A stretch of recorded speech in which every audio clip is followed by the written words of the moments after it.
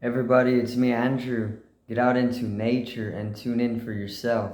Resonate with the Earth's electromagnetic field via 432 Hertz, the universal frequency. Balance out psychologically and emotionally, and further strengthen up your brain and your heart's coherence as well.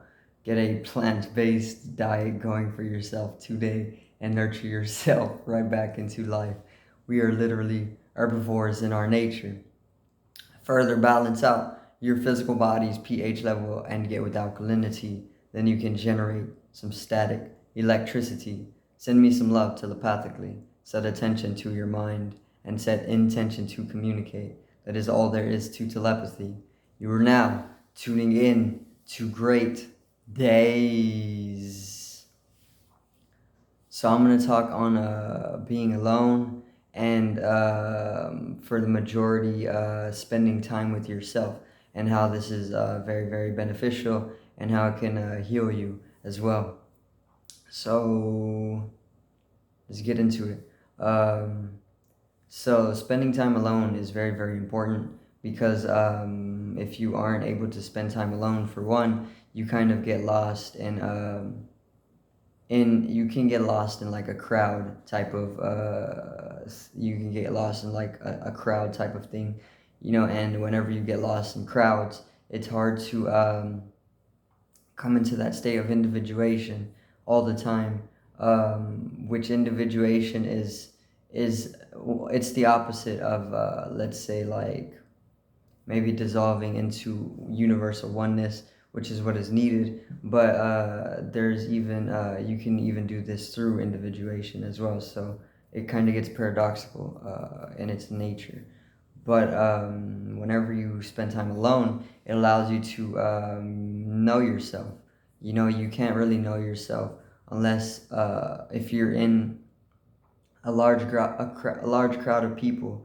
Otherwise, you kind of you are influenced by these people, and you all kind of like share energetical signature, electromagnetically, and it becomes very hard to distinguish. It becomes very hard to get a clear identification on your geometry, or your energetical signature and who you are as an organism, you know. So being alone, it allows you to do this, and whenever you come to be alone as well, you can start becoming more meditative. You don't even have to meditate. Uh, you don't even have to practice any type of meditation. Just being alone in itself is very meditative, so you then can become more meditative just by being alone. And meditation is literally the key to spiritual expansion, because it's a raising of our awareness.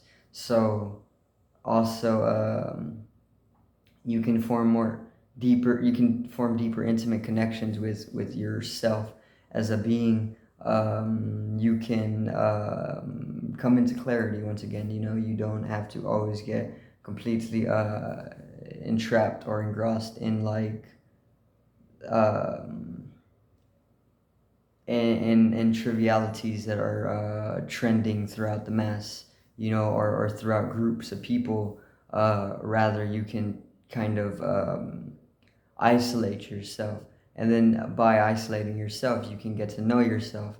And whenever you come to know thyself, you start empowering yourself, and then you start understanding more, and then you can then start knowing the world more. You then understand things more often, and this is expansion of awareness. So coming to be alone is very, very disciplining, and it brings about expansion of awareness. You don't always have to be alone, but it's most definitely needed. Especially if you're looking to maybe look within yourself more often instead of living outside of yourself.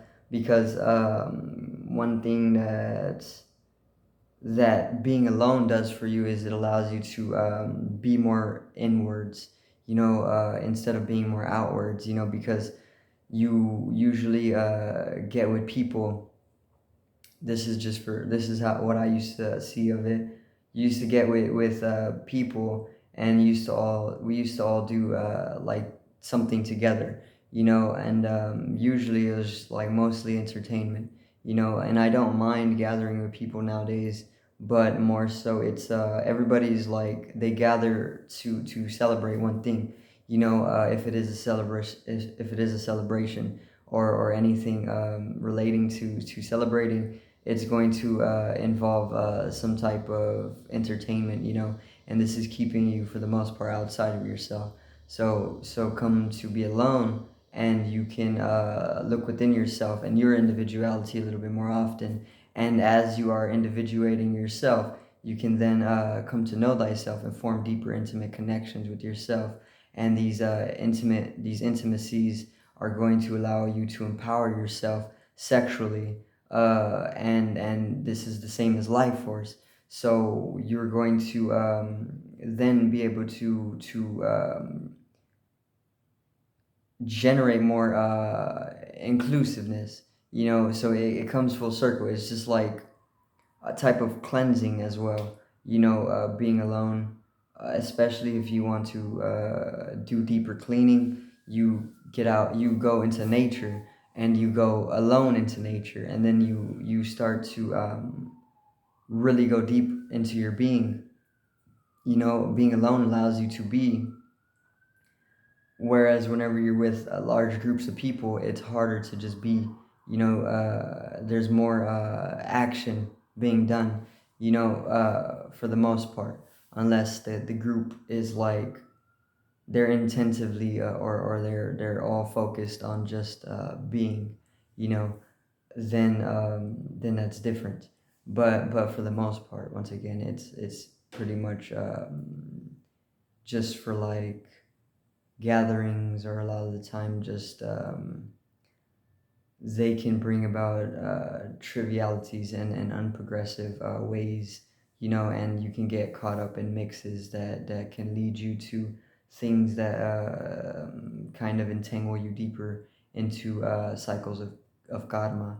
So you don't want to always get trapped in the mix of things. Rather, you want to be alone sometimes, and you want to know thyself. You want to learn about yourself. It's very, very beneficial. Um, it's very needed for your health, for generating a higher sense of health. But it's all also up to the individual. You can also join gatherings. It doesn't really matter. Being alone is just it's a very, very disciplining thing.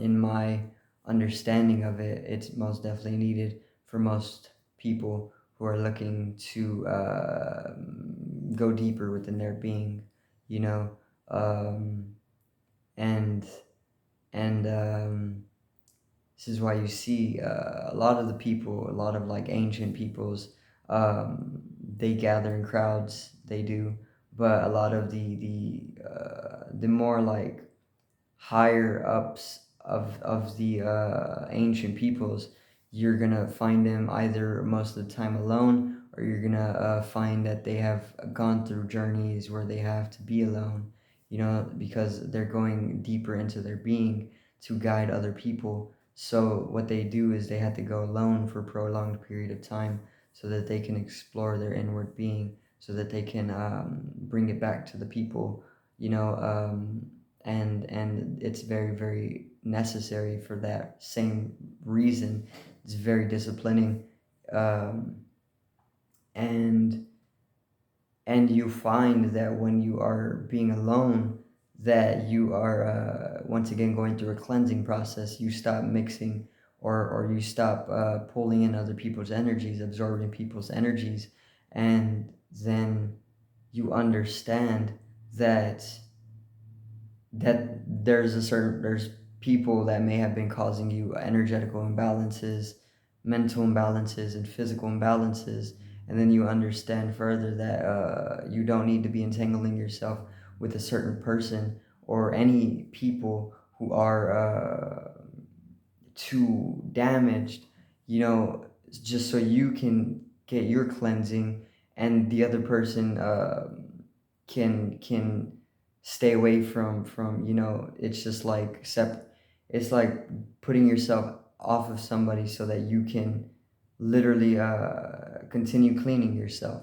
You don't want to always get entangled with people, only because it leads to this imbalance, or it can lead to imbalance if it is a detriment to your system.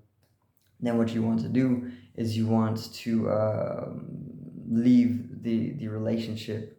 No matter who it may be with, you just want to drop the relationship, and you want to spend time with yourself.